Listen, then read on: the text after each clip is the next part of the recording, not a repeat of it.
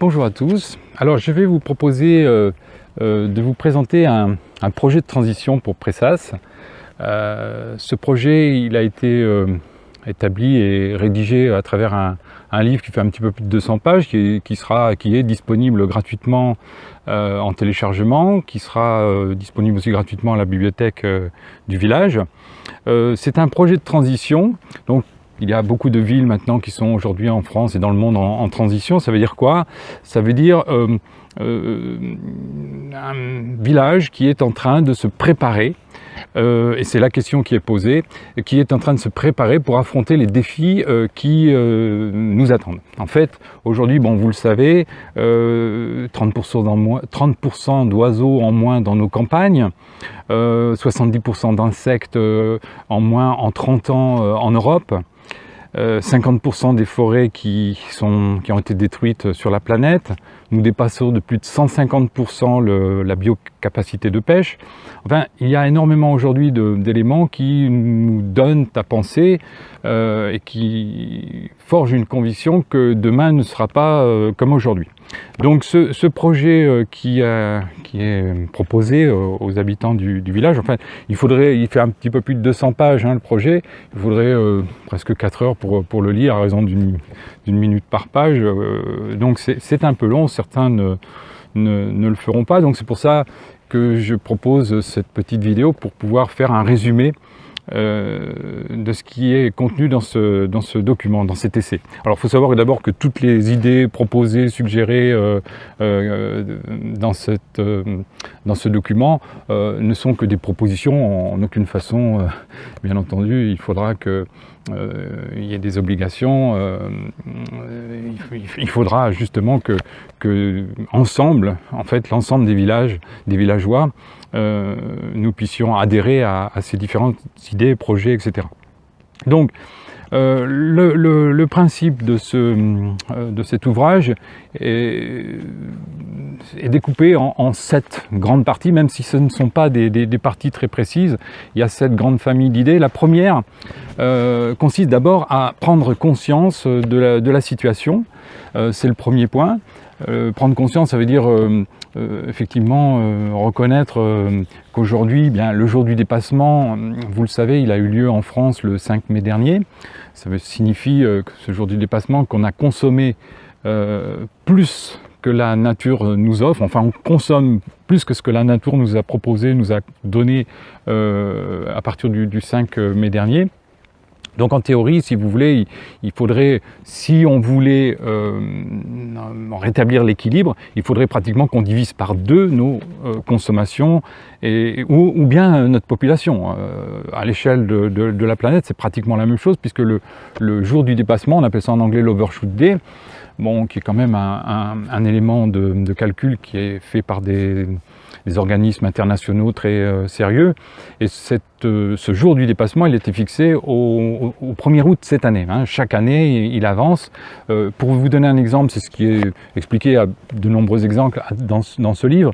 Mais si je prends par exemple un hectare de bois, cet hectare qui fait donc au départ environ 200 stères, si je prélève chaque année 5 stères de bois, un hectare de bois comme celui qui est derrière moi, chaque année, va produire ces 5 stères. C'est-à-dire que si je prélève 5 stères, en gros, l'hectare sera inchangé. Par contre, si j'en prélève non pas 5 mais 10, bien forcément, l'année suivante, l'hectare de bois sera légèrement plus petit et il va produire moins l'année encore d'après, etc.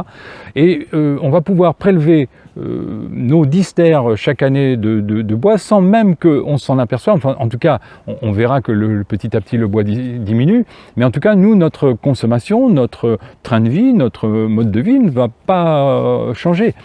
Mais par contre, au bout de 30 ans, il n'y aura plus de bois. En fait, c'est ce qui se passe aujourd'hui à l'échelle de la planète, à l'échelle des ressources en eau, des ressources en pêche, des ressources énergétiques, même au niveau de l'atmosphère. On consomme et on détruit plus d'atmosphère que ce que l'on devrait consommer, et ça ne s'arrangera pas puisqu'il y a 7 milliards d'habitants aujourd'hui, on est prévu 10 milliards en 2050, donc ça va s'arranger. Donc les 7 bases, je vous ai dit, c'est d'ailleurs premièrement de prendre conscience. Le deuxième élément, c'est de se dire, bon, ok, il faut qu'on réagisse, il faut qu'on trouve des solutions, mais on ne va pas trouver des solutions en se disant, il faut qu'on fasse un retour en arrière, revenir à l'âge de pierre, à la charrue à bœuf, et je ne sais quoi. Non, il va falloir que nous utilisions les outils modernes qui sont à notre disposition aujourd'hui. En les utilisant bien, on peut optimiser nos ressources, on peut améliorer nos modes de fonctionnement, nos consommations, etc. Et puis surtout, il va falloir aller chercher avec les outils d'aujourd'hui les gens où ils sont. C'est-à-dire qu'aujourd'hui, s'ils sont sur Facebook, s'ils sont sur Twitter, s'ils sont sur Internet d'une façon générale, eh bien, il faut aller au-devant d'eux et aller chercher sur ces réseaux sociaux, sur ces moyens de communication, les outils qui vont nous permettre de à la fois sensibiliser, mais aussi parfois de trouver des solutions pour nous préparer justement à cette à la fois de transition et ce qui va nous arriver. Donc ça, c'était le deuxième point.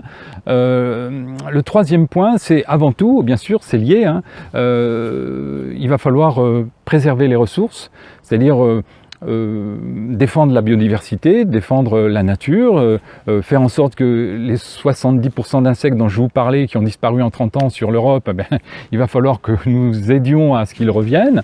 On devra créer des chaînes d'hôtels à insectes, on va devoir mettre en place des outils pour mieux accueillir les oiseaux. S'il y a plus d'insectes, il y aura sans doute plus d'oiseaux, ça va revenir.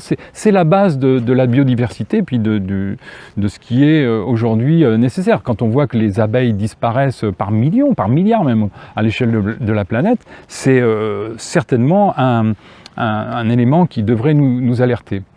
Donc, je vous ai parlé du troisième point qui consiste à défendre la biodiversité. Le quatrième point, il y en a 7 en tout, hein, sur ces 7 points, le quatrième consiste bien à faire en sorte d'aller vers la simplicité volontaire, en tout cas à l'échelle de la collectivité, pour donner l'exemple, et faire en sorte, bien entendu, que les impôts n'augmentent pas. Faire en sorte que nous puissions améliorer de façon efficiente les ressources qui sont à notre disposition. Et donc ce quatrième point, faire en sorte que les impôts n'augmentent pas. Alors, le cinquième point est plus, on va dire, axé sur la dynamique de groupe. L'objectif, c'est de créer entre nous, dans le village, mais aussi avec toutes les personnes qui voudront bien nous rejoindre. Mais ce projet est avant tout un projet local. Il faut penser global, mais agir local. Et donc, dans l'ensemble des idées, il y en a plus d'une centaine dans le document.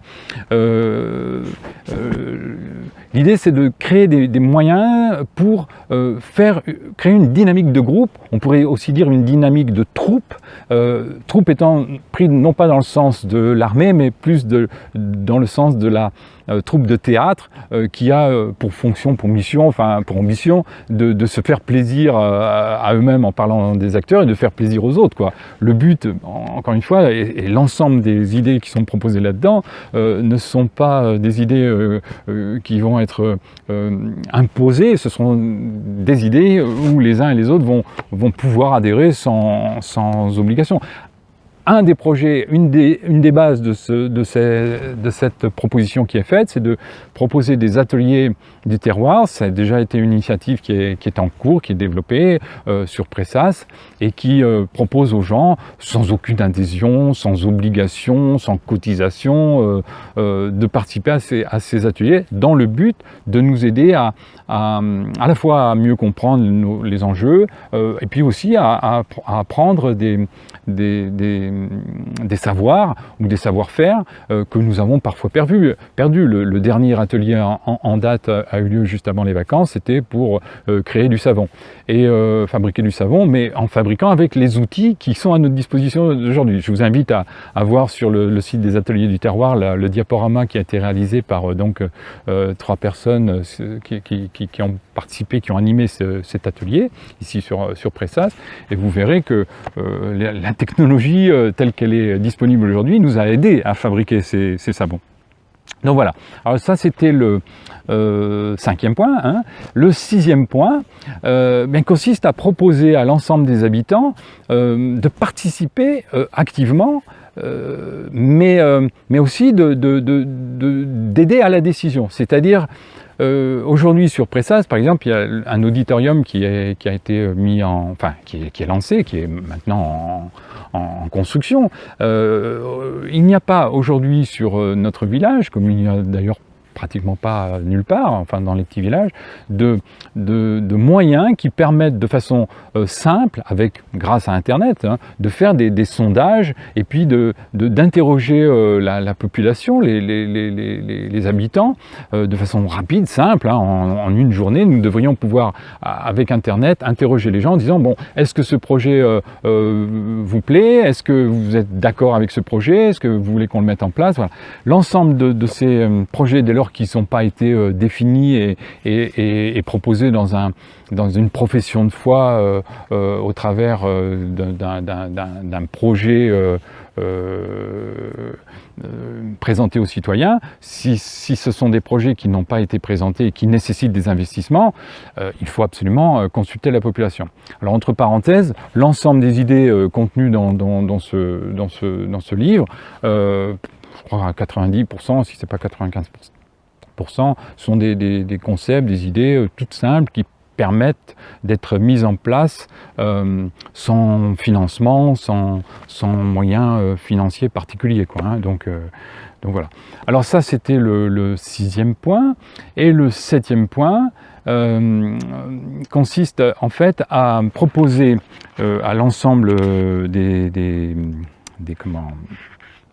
habitants de créer une forme de bonheur national, non pas national brut, mais de bonheur local brut, en fait, qui serait basé, parce que cette notion de bonheur local brut ou bonheur national brut existe déjà dans certains pays dans le monde, mais à l'échelle d'une communauté locale, à l'échelle d'un village, on peut parfaitement élaborer un projet en fait de société, un projet de vie qui soit basé sur la nécessité d'avoir un développement économique, social, équitable, durable. Ça, c'est la première des bases, tout en préservant, comme il a été dit tout à l'heure, la biodiversité, l'environnement, tout en préservant les traditions culturelles locales, etc. Et en ayant là aussi une bonne gouvernance, c'est-à-dire ne pas dépenser plus que ce que l'on est capable de collecter et de financer. Donc voilà, ça ce sont les 7 idées de base. Et puis à travers ces idées, il y a énormément de points qui sont développés dans cet ouvrage. Bon, je vous rappelle, il est accessible gratuitement. Si vous le souhaitez, il y aura aussi un petit flyer qui va résumer en 2 pages l'ensemble de ce qui a été dit. Mais il faut savoir, il faut prendre conscience quand même qu'aujourd'hui, d'ailleurs Nicolas Hulot, je reprends une citation qu'il a dit le 4 juillet dernier, donc c'est très récent, aujourd'hui l'ensemble de notre écosystème est en train de s'effondrer. Donc on voit bien que cet été, il y a eu des températures quand même qui ont été très importantes, hein. On a eu une forme de canicule et cette année 2018 a été, depuis 1900, depuis que les relevés de température existent, la deuxième année. La première année, c'était 2006, je crois, de mémoire. 2018 est la deuxième année la plus chaude. Et sur l'ensemble des températures relevées, il y a 17 années les plus chaudes qui sont dans les 18 années de ce siècle. Donc il y a quand même de quoi aujourd'hui s'alerter et se dire que il faut peut-être qu'on change nos modes de pensée. Aujourd'hui, on est beaucoup plus cigale que fourmi. On s'amuse, on va à des soirées, on va comment on fait. Il y a l'organisation de l'auto, il y a beaucoup de monde, il y a beaucoup de monde au fait. Et la question n'est pas de remettre en question ces faits. fait. Ce n'est pas du tout un problème, elles peuvent parfaitement continuer, mais il faut en même temps qu'on soit aussi fourmis, c'est-à-dire qu'on prépare l'avenir, qu'on prépare ce qui pourrait éventuellement nous arriver, et donc un petit peu à l'image d'une assurance, quand on s'assure, on a tous une assurance habitation, la probabilité d'avoir un incendie de notre maison est extrêmement faible, pourtant on le fait. Mais là, la probabilité pour qu'il y ait des situations à cause du réchauffement climatique, à cause même de l'environnement politique, que l'on voit Donald Trump, que l'on voit Poutine ou que l'on voit Erdogan, enfin il y a des personnes aujourd'hui dans le monde qui peuvent éventuellement inquiéter sur la stabilité de ce qui se passera. Et ce qui se passera, ça ne sera pas sur un jour J, il ne va pas y avoir un grand soir, ça va se passer insidieusement. Donc le problème, c'est que aujourd'hui nous n'avons pas de planète secondaire, on ne peut pas s'échapper, il faut que nous soyons attachés à nos terroirs, mais qu'en même temps on crée des éléments des petits sanctuaires en quelque sorte qui vont nous permettre d'échapper aux difficultés que peut-être d'autres connaîtront. Et donc pour ça, il ne faut pas se demander ce que le pays peut faire pour nous-mêmes, mais à nous de nous demander ce que nous pouvons faire pour nous-mêmes, par nous-mêmes, et c'est ça, me semble-t-il, le plus important. Alors, ce projet a été envoyé à une dizaine de personnes préalablement, qui pour certaines ont donné leurs avis, ont fait avancer un petit peu la réflexion. Il reste beaucoup d'autres modifications, améliorations à faire sur ce document, qui n'est pas parfait, loin de là, bien entendu. Donc le but, c'est aujourd'hui de mettre en place et commencer. J'ai déjà des personnes ici sur donc, le village qui sont d'accord avec moi de participer à ce projet. Alors, je mets tout de suite un petit point d'exclamation en disant je n'ai pas malheureusement ni vocation ni légitimité à devenir le futur maire du village. L'objectif, c'est de mettre en place ce projet, mais à titre personnel, je sais très bien que seul un habitant du terroir, seul un enfant du pays, entre guillemets, aujourd'hui, d'ailleurs c'est une statistique que j'ai relevée ici ou là, je ne sais plus, qui montrait que 85% des personnes interrogées dans les villages souhaitaient que ça soit avant tout une personne du pays qui soit à la tête, à la représentation de leur village. Et cette volonté bien au-devant de la capacité à bien gérer, de la capacité même ou de l'honnêteté, on va dire, voilà. Donc voilà. Alors avant tout, je tiens aussi, c'est un petit chapitre qui est consacré au maire de notre village, donc de M. Merly. Je tiens à rendre hommage à la fois à ce qu'il a fait, à ce qu'il est aussi. Hein. M. Merly, c'est un maire qui, depuis maintenant de nombreuses années, a fait beaucoup pour le village. D'ailleurs, si j'ai choisi, je suis non pas un enfant né ici, mais j'ai choisi de vivre ici. Et si j'ai choisi de vivre ici, c'est bien parce que le village avait un attrait, des attraits même, pourrais-je dire, qui ont fait que au-delà de la maison que nous avons choisie, qu'avec ma famille, nous sommes arrivés et nous sommes installés ici. Donc voilà, à partir de là, le but c'est vraiment pas de proposer un projet qui serait politique avec des ambitions de carrière, c'est pas du tout le projet ou l'objectif, mais d'être à la tâche à travers les ateliers du terroir, mais aussi ce projet de transition pour mettre en place des idées, des solutions, sachant que toutes ces idées, encore une fois, je le répète, tout ce qui est proposé, je ne suis pas toujours de mon avis, on peut avoir une idée un jour, et puis c'est une question aussi de propreté, d'honnêteté intellectuelle. Si vous avez disons des arguments nouveaux qui vous permettent de changer d'idée, en ce qui me concerne, ça ne me dérange absolument pas de mettre en place des nouvelles idées à travers, mais l'objectif quand même, c'est ce projet de transition, c'est d'être de s'organiser pour préparer l'avenir et le futur. Alors ça passe par des dizaines d'idées dont je pourrais vous parler longuement, hein. Effectivement, alors la mise en place de listes de diffusion, ce dont je vous parlais tout à l'heure, ça me semble très important parce qu'il faut que nous puissions au sein du village pouvoir informer l'ensemble des habitants de façon rapide, que ce soit pour ne serait-ce que des changements d'horaire, de la poste, pour si on veut aider la supérette, ou le marché, informer toutes les personnes, ah, attention, tiens, il y a, et c'est vrai depuis quelques semaines maintenant, un nouveau vendeur de miel sur la place. Donc ça, c'est une information qui est importante à préciser.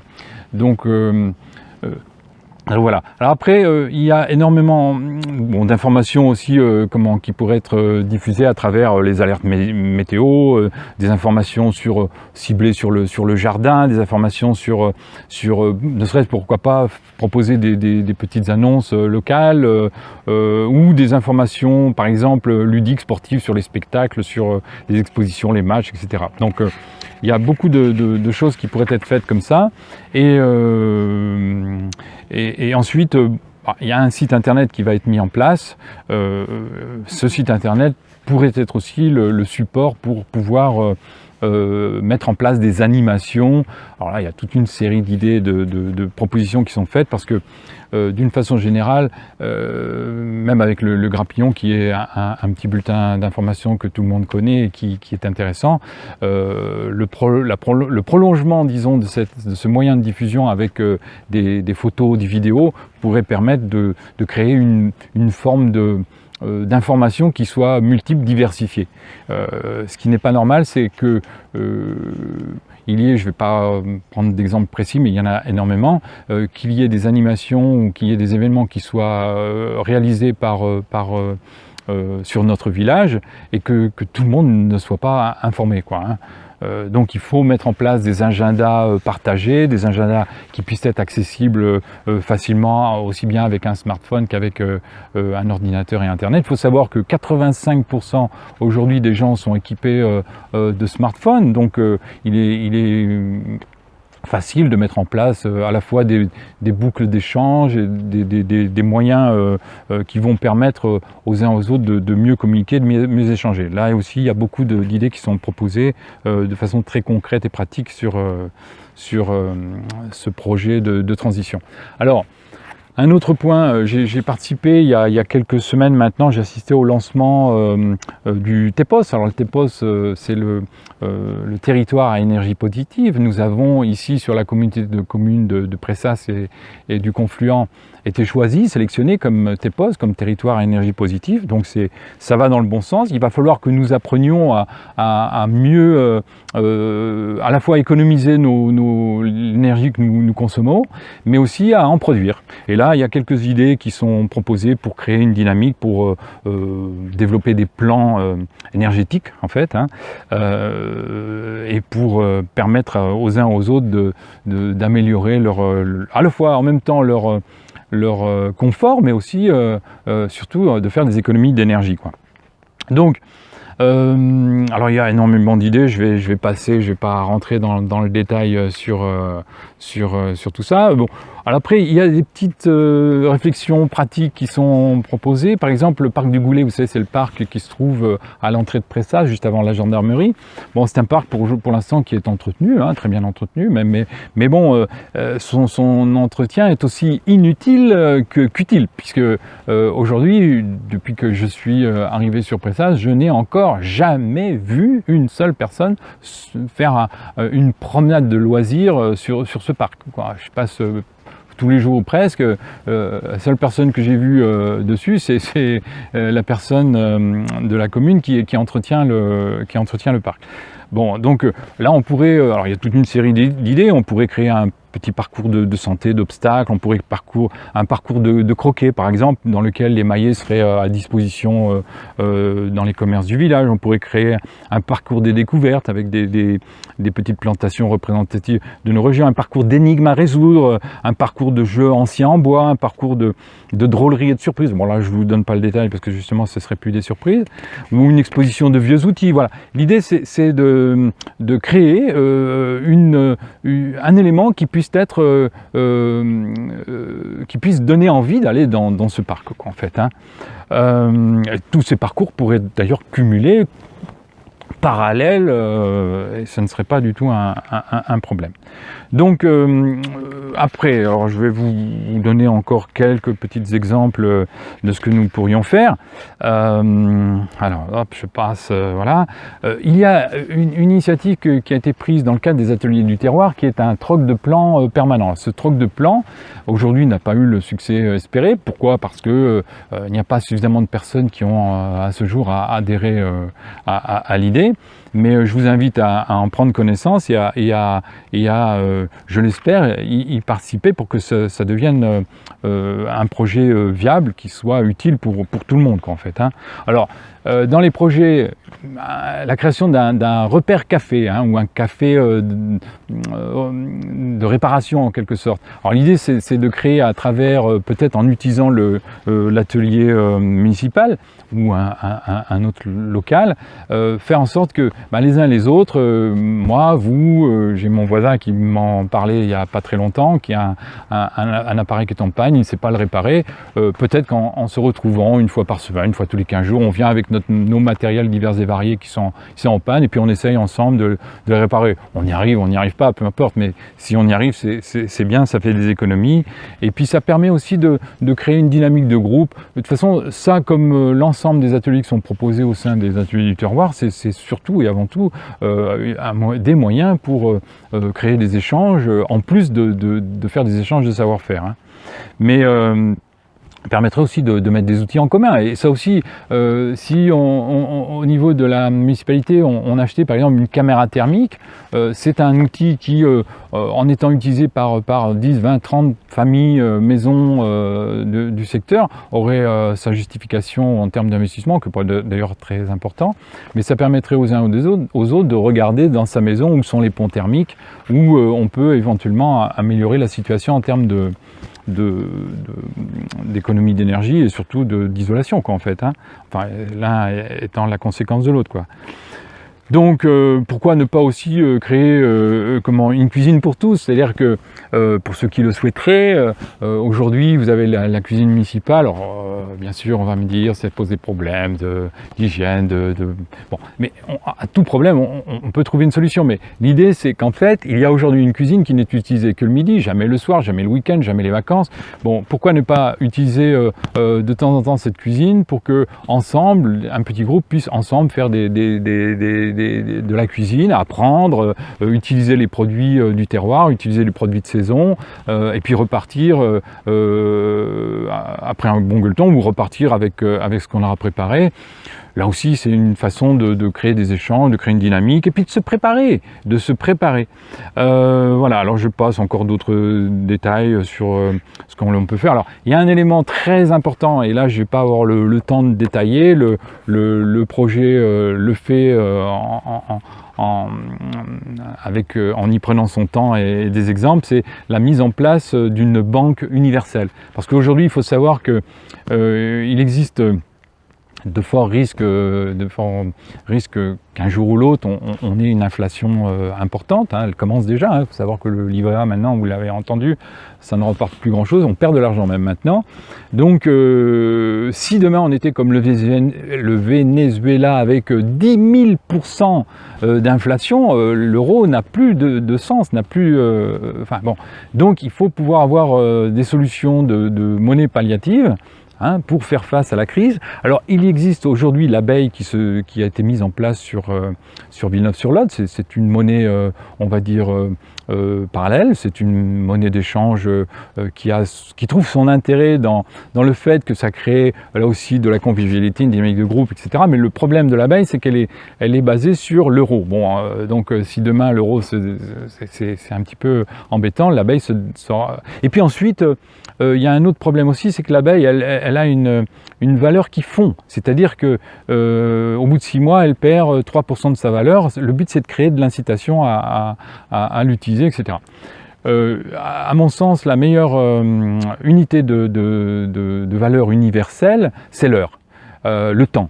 C'est-à-dire qu'une heure d'aujourd'hui vaudra toujours une heure de demain. C'est-à-dire que si vous avez rendu un service à quelqu'un, que vous avez mis dans cette banque du temps, vous avez capitalisé une heure, eh bien dans 15 jours, dans 1 mois, dans 6 mois, l'heure sera toujours la même, elle aura toujours la même valeur. Et donc une banque du temps aurait un sens à la fois pour créer de la convivialité, des échanges, hein, c'est à travers ce qu'on appelle les services d'échange locaux.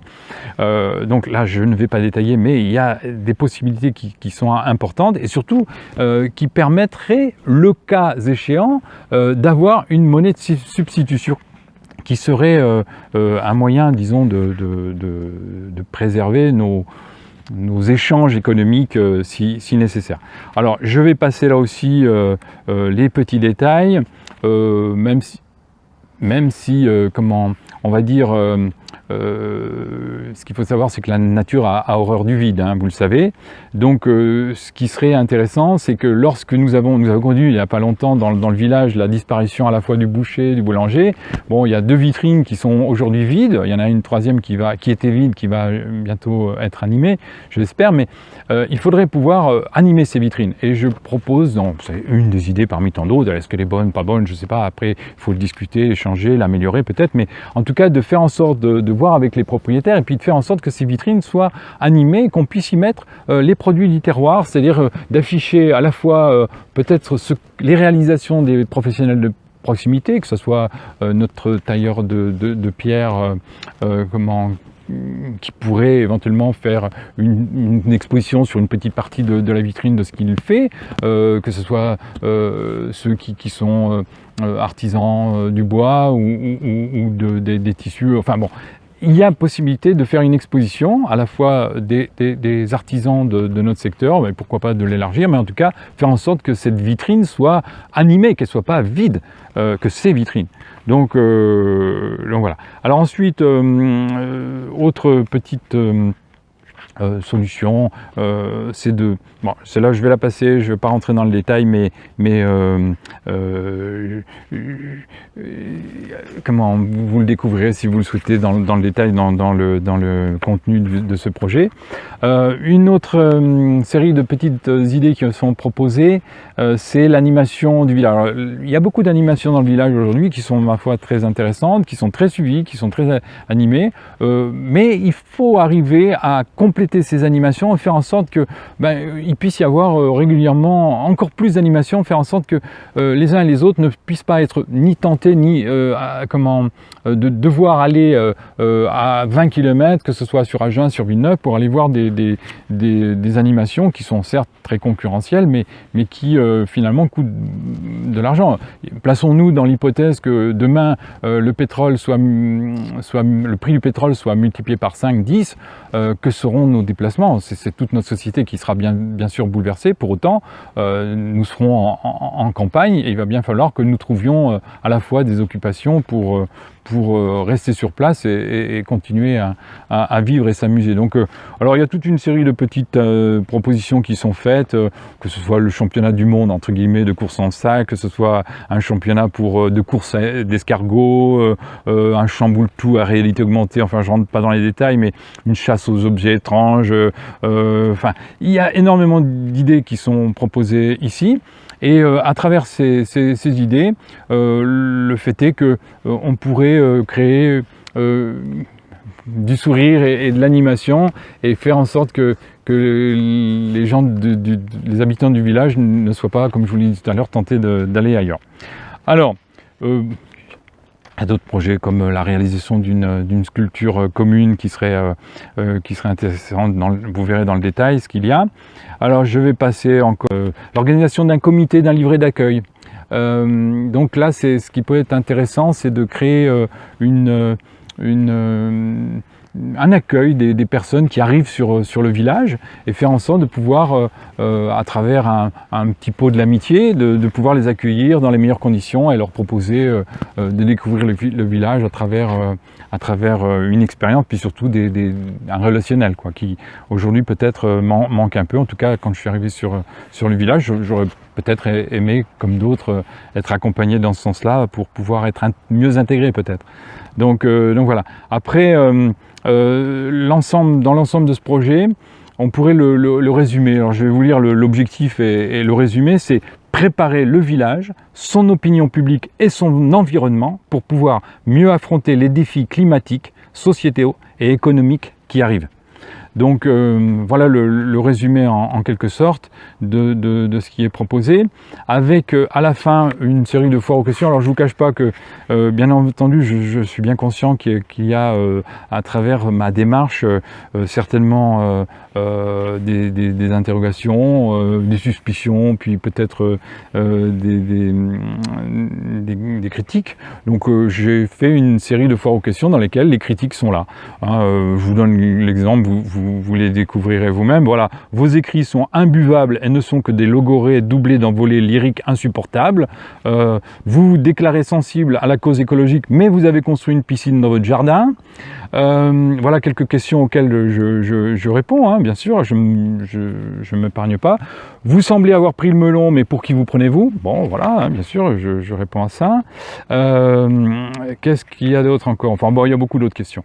Il y a aussi en annexe sur le bouquin un scénario catastrophe. Alors, je me suis amusé il y a une quinzaine d'années à réaliser un site qui est scénariocatastrophe.com, qui faisait l'inventaire de toutes les catastrophes qui nous menacent, il y en a énormément. Et il y avait sur ce site, bon le site existe toujours mais il n'est pas d'actualité, il n'est plus opérationnel, juste la première page qui fonctionne. Et sur ce site il y a la présentation d'un scénario catastrophe, le Crash Oil ça s'appelle, et en l'espace de 70 jours, il y a une démonstration d'une situation qui serait effectivement dramatique si on la vivait. Donc ce scénario a été proposé aux internautes pendant plus de 10 ans et il n'y a jamais personne qui a remis en question une seule de ces possibilités, quoi, en fait, hein. Alors dans les annexes, il y a aussi 100 gestes économiques pour écologique et économique, avec des questions qui sont posées ou proposées pour les habitudes de vie. Il y a 100 éléments qui seraient intéressants de proposer. Et puis à la fin, la liste, enfin une liste, il n'y a pas tout, mais une liste de la centaine d'idées qui est proposée. Et puis enfin, le résumé, la synthèse, hein, pour ceux qui voudraient ne pas lire l'ensemble du bouquin, la synthèse du projet proposé, avec, comme je vous l'ai dit tout à l'heure en démarrant, premièrement, définir des objectifs communs à partir d'une prévision commune. Deuxièmement, préparer demain avec les outils d'aujourd'hui. Ensuite, troisièmement, défendre la biodiversité et sauvegarder l'environnement. Quatrièmement, mettre les impôts au régime. Cinquièmement, créer une dynamique de groupe ou de troupes. Sixièmement, donner de la voix aux voix publiques. Et enfin, indexer le bonheur local brut. Voilà l'ensemble du projet présenté en une petite demi-heure, hein, avec parfois des petites citations que je vous invite à découvrir. Je place ces citations dans les chapitres quand il y a des blancs. Voilà. Et je pense sincèrement qu'il y a à travers ce projet à la fois des éléments de réflexion et des éléments d'action. Et je veux par exemple faire une citation pour terminer de Winston Churchill qui disait « Un pessimiste voit la difficulté dans chaque opportunité, un optimiste voit l'opportunité dans chaque difficulté ».